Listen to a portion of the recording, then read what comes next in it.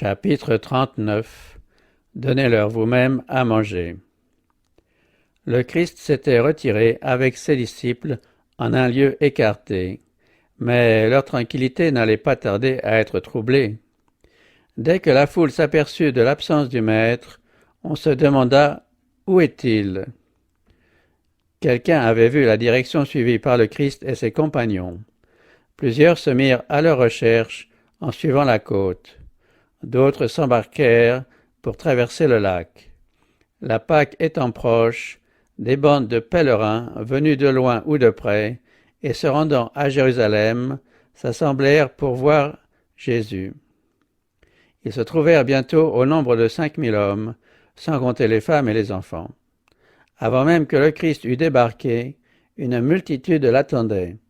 Il réussit toutefois à aborder sans être aperçu, et put ainsi passer un moment à l'écart avec ses disciples. Du haut d'une colline, il considéra la foule en mouvement. Son cœur fut ému de compassion. Bien qu'on fût venu troubler son repos, il ne manifesta point d'impatience. Il vit un besoin plus pressant qui réclamait ses soins, en observant les gens dont le nombre augmentait sans cesse.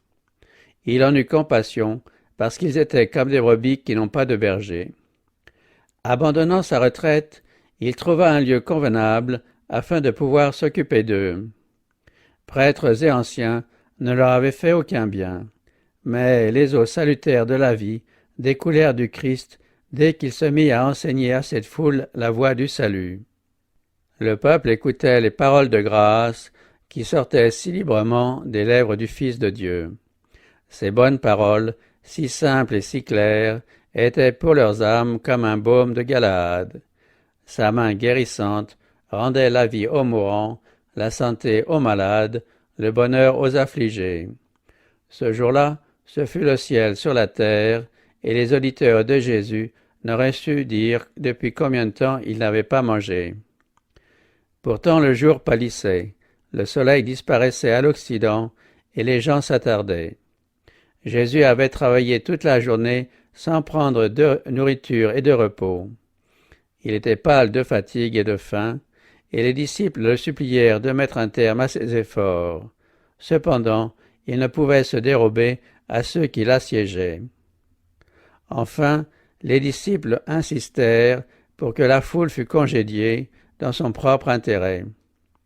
Beaucoup étaient venus de loin et n'avaient rien mangé depuis le matin. Ils pourraient se procurer des aliments dans les villes et les villages environnants. Mais Jésus leur dit « Donnez-leur vous-mêmes à manger. » Et, se tournant vers Philippe, il lui demanda « Où achèterons-nous des pains pour que ces gens aient à manger ?» Il parlait ainsi pour mettre à l'épreuve la foi du disciple. Philippe regarda cette mer humaine et vit bien qu'il était impossible de trouver des provisions en assez grande abondance pour apaiser la faim d'une telle multitude. Il répondit que 200 deniers de pain ne suffiraient pas pour en donner un peu à chacun. Jésus s'informa alors de ce dont on disposait comme aliment. « Il y a ici un jeune garçon, dit André, qui a 5 pains d'orge et 2 poissons. Mais qu'est-ce que cela pour tant de personnes ?» Jésus ordonna qu'on les lui apportât. Puis il dit aux disciples de faire asseoir les gens sur l'herbe, par groupe de 50 ou de 100, et de maintenir l'ordre, afin que tous puissent être témoins de ce qu'il allait faire. Quand ces ordres eurent été exécutés, Jésus prit la nourriture, leva les yeux vers le ciel et prononça la bénédiction. Puis il les rompit et les donna aux disciples pour les distribuer à la foule. Tous mangèrent et furent rassasiés, et l'on emporta 12 paniers pleins des morceaux qui restaient. Celui qui, par son enseignement, montrait à tous les hommes la voie qui conduit à la paix et au bonheur, se préoccupait autant de leurs nécessités temporelles que de leurs besoins spirituels. Le peuple était fatigué et défaillant. Des mères portaient des bébés dans leurs bras et des petits-enfants se suspendaient à leurs jupes.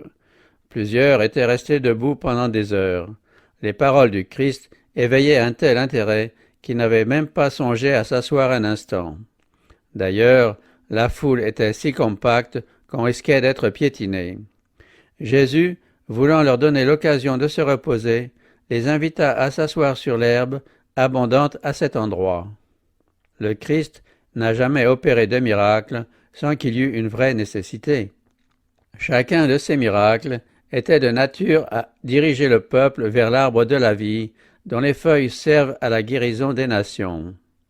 Les aliments distribués par les disciples renfermaient tout un trésor de leçons. Le menu était très simple. Les poissons et les pains d'orge constituaient l'alimentation ordinaire des familles de pêcheurs vivant près de la mer de Galilée. Le Christ aurait pu offrir au peuple un repas succulent, mais des aliments préparés uniquement en vue de flatter le goût n'eussent enseigné rien de bon. Le Christ voulait montrer à l'homme qu'il s'était éloigné de l'alimentation naturelle que Dieu lui avait fournie.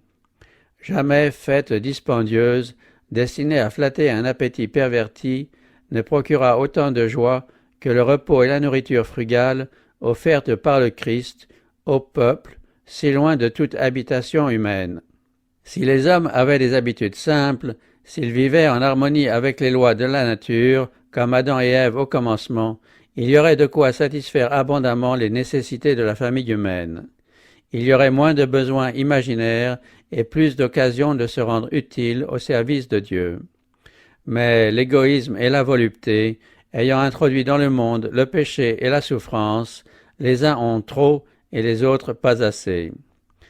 Jésus ne chercha pas à attirer le peuple à lui en flattant ses goûts pour le luxe. Ce repas fut offert à la vaste foule épuisée et affamée, au soir d'une longue journée agitée, et cela non seulement comme une démonstration de sa puissance, mais aussi comme une preuve de sa sollicitude pour ceux qui éprouvent les besoins communs de la vie. À ceux qui le suivent, le Sauveur n'a pas promis les choses luxueuses du monde. Leur ordinaire peut être simple, et même peu abondant. La pauvreté peut être leur partage. Pourtant, sa promesse leur garantit de quoi satisfaire leurs besoins, et, ce qui vaut mieux que tous les biens terrestres, la consolation durable de sa présence. En nourrissant 5000 hommes, Jésus a soulevé le voile qui nous cache le monde naturel, nous montrant la puissance qui agit constamment en notre faveur. Tous les jours, Dieu opère un miracle en produisant les moissons de la terre. Par des moyens naturels, il accomplit la même œuvre qu'en multipliant les pains pour la foule. L'homme cultive le sol et jette la semence, mais c'est la vie divine qui fait germer la semence. Ce sont la pluie, l'air et les rayons du soleil envoyés de Dieu qui font que la terre produit d'elle-même d'abord l'herbe, puis l'épi, enfin le blé bien formé dans l'épi. C'est Dieu qui, chaque jour, nourrit des millions d'êtres humains grâce aux moissons des champs. Parce que les hommes, en prenant soin du grain et en préparant le pain, sont appelés à coopérer avec Dieu, ils perdent de vue le facteur divin. Ils ne donnent pas à Dieu la gloire due à son saint nom. Ce qui est l'effet de sa puissance est attribué à des causes naturelles ou à des moyens humains. L'homme est glorifié à la place de Dieu, dont les dons généreux sont dérivés vers des usages égoïstes. Et ce qui devait être une bénédiction devient une malédiction. Dieu veut modifier tout cela. Il désire que nos sens émoussés s'éveillent pour que nous discernions son immense bonté et que nous le glorifions à cause des manifestations de sa puissance. Il désire que nous le reconnaissions dans ses dons pour que, conformément à son intention, ceux-ci deviennent vraiment pour nous un sujet de bénédiction. C'est là le but que le Christ se proposait en accomplissant des miracles. Il resta beaucoup de nourriture après que la foule eut été rassasiée. Mais celui qui disposait de toutes les ressources de l'infinie puissance donna cet ordre: ramassez les morceaux qui restent afin que rien ne se perde. Il ne s'agissait pas seulement de placer les pains dans des paniers. Il y avait là une double leçon. Rien ne doit être gaspillé. Il ne faut laisser perdre aucun avantage temporel, ni dédaigner ce qui peut être utile à un être humain. Que l'on ramasse tout ce qui soulagera les affamés de la terre. Le même soin devrait être apporté aux choses spirituelles. Quand les paniers furent remplis des morceaux qui restaient, les personnes présentes songèrent aux amis qu'elles avaient laissés chez elles. elles voulurent leur garder une part du pain béni par le Christ. Le contenu des paniers fut distribué à la foule empressée, qui l'emporta dans toutes les régions d'alentour. Ceux qui avaient participé à la fête devaient apporter à d'autres le pain descendu du ciel pour répondre aux aspirations de l'âme. Ils devaient répéter ce qu'ils avaient appris des merveilles de Dieu. Rien ne devait se perdre. Pas une parole concernant le salut éternel ne devait tomber à terre sans effet. Le miracle des pains nous enseigne notre dépendance à l'égard de Dieu. Le Christ, sans avoir à sa disposition les aliments nécessaires, nourrit dans le désert 5000 hommes, sans compter les femmes et les enfants. Il n'avait pas invité la foule à le suivre, elle était accourue d'elle-même, mais il savait qu'elle se trouverait affamée et défaillante après avoir écouté longtemps ses instructions, car il souffrait de voir ces gens affamés. Ils se trouvaient loin de leur foyer alors que la nuit approchait. Il en était parmi eux qui n'eussent pas eu les moyens de se procurer des aliments. Lui qui pour eux avait jeûné 40 jours au désert ne permettrait pas de les renvoyer chez eux à jeun. Dans la position où la providence divine l'avait placé, Jésus attendait de son Père céleste les moyens de pourvoir à la nécessité. Comptons sur Dieu quand nous nous trouvons dans une situation difficile. Il convient d'user de sagesse et de discernement dans toutes les circonstances de la vie, afin de ne pas nous exposer aux difficultés par des actions irréfléchies. Nous ne devons pas nous plonger dans les difficultés en négligeant les moyens que Dieu nous offre et en abusant des facultés qu'il nous a accordées. Les ouvriers du Christ doivent suivre ses instructions à la lettre. Il s'agit de l'œuvre de Dieu. Si nous voulons être utiles à d'autres, nous devons nous conformer à ses plans. Le moi ne doit jamais être placé au centre, il ne mérite pas les honneurs. Si nous formons des plans selon nos propres idées, Dieu permettra que nous commettions des erreurs. Mais si après avoir suivi ses directions, nous nous trouvons en difficulté, il nous délivrera. Ne nous décourageons pas, mais à tout moment critique faisons appel à celui qui dispose de ressources infinies. Souvent, notre foi sera mise à l'épreuve. Comptons sur Dieu. Il gardera toute âme anxieuse qui s'efforce de suivre la voie du Seigneur. Le Christ nous exhorte, par la voix de son prophète, « Partage ton pain avec l'affamé, rassasie l'âme défaillante, revêt ceux qui sont nus, recueille dans ta maison les malheureux sans asile. » Il nous a donné cet ordre, « Allez dans le monde entier et prêchez l'Évangile à toute la création. » Néanmoins, il arrive souvent qu'en voyant l'immensité des besoins et la pauvreté des moyens disponibles, notre courage fléchit et notre foi nous abandonne. Comme André, en présence des 5 pains d'orge et des 2 petits poissons, nous nous écrions « Qu'est-ce que cela pour tant de personnes ?» Trop souvent nous hésitons, craignant de dépenser et surtout de nous dépenser pour d'autres. Mais Jésus nous commande « Donnez-leur vous-même à manger ». Son ordre équivaut à une promesse, il est accompagné de la même puissance qui a rassasié la foule au bord de la mer. L'acte par lequel le Christ a pourvu aux nécessités temporelles d'une foule affamée sert d'image à une profonde leçon spirituelle, destinée à tous ses ouvriers. Le Christ donna aux disciples ce qu'il avait reçu du Père. Les disciples distribuèrent ce don à la foule, et les personnes présentes se passèrent les aliments les unes aux autres. Ainsi, ceux qui sont unis à Christ recevront de lui le pain de vie, la nourriture céleste, et la distribueront à d'autres. Comptant pleinement sur Dieu, Jésus prit la petite quantité de pain, et bien qu'elle fût insuffisante même aux besoins de ses disciples, il leur donna l'ordre, au lieu de les inviter à manger, de répartir cette nourriture entre les personnes présentes. Celle-ci fut multipliée entre ses mains et les mains des disciples tendues vers le Christ. Le pain de vie ne restait jamais vide. Cette faible provision fut suffisante pour tous. Et quand ils furent rassasiés, on ramassa les morceaux qui restaient, et le Christ put manger avec ses disciples de ce précieux aliment dispensé par le ciel. Les disciples servirent de moyen de communication entre le Christ et le peuple. Il y a là un puissant encouragement pour ceux qui sont aujourd'hui ses disciples. Le Christ est le grand centre, la source de toute force. C'est de lui que ses disciples doivent recevoir leurs ressources. Les plus intelligents, les plus spirituels ne peuvent dispenser que dans la mesure où ils reçoivent. Ils ne tirent rien d'eux-mêmes pour les besoins de l'âme. Il nous est impossible de rien donner si nous n'avons reçu de Christ, et nous ne sommes à même de recevoir qu'en tant que nous communiquons à d'autres. Aussi longtemps que nous transmettons, nous continuons de recevoir, et plus nous donnons, plus nous recevons. C'est ainsi que nous pouvons constamment croire, nous confier, recevoir et dispenser.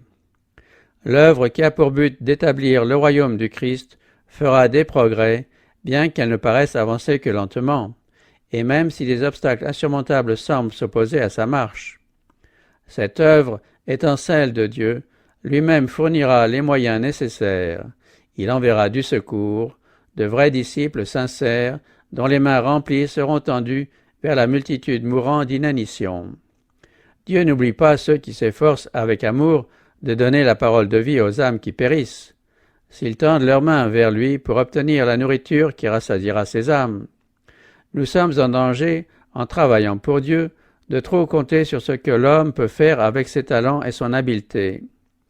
Ainsi, nous perdons de vue le grand chef des travaux. Trop souvent, celui qui travaille pour le Christ n'a pas un sentiment assez vif de sa responsabilité personnelle. Il risque de se décharger de son fardeau sur des organisations, au lieu de compter sur celui qui est la source de toute puissance.